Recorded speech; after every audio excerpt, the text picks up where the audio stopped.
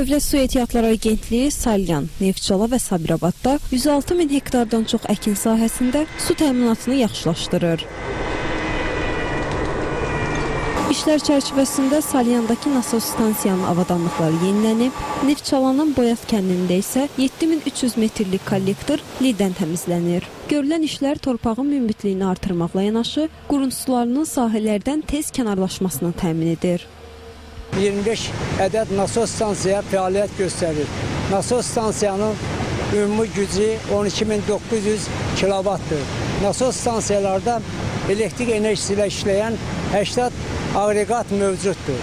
İdarəmiz 7 ay ərzində 10 ədəd nasos stansiyada cari təmir işləri aparmışdır. Belə ki, nasos stansiyada daş örgü işləri, suvaq işləri, fasadların ağardılması və dam örtüşlərində təmir bərpa işləri başa çatdırılmışdır.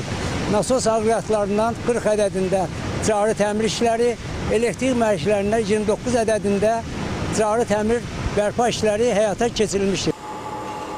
İdarə tərəfindən cari ilin 6 ayında Salyan və Neftçala rayonlarında 228 kilometrlik şəbəkə lildən təmizlənib. Həmçinin körpülərdə borular yenilənib, dəmir beton və döşəmə bərpa işləri aparılıb.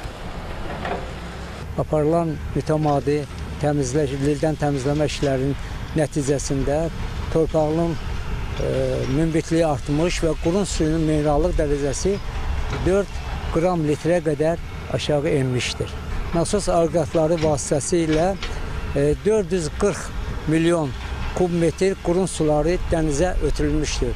Bunun nəticəsində 1,9 milyon zərərli durdular əkin sahələrindən kənarlaşdırılmışdır. Hazırda Salyan rayonunun müxtəlif ərazilərində lildən təmizləmə işləri davam etdirilir. Görülən meliorativ tədbirlər nəticəsində torpağın münbitliyi artır, bu da ərzaq bolluğuna səbəb olur.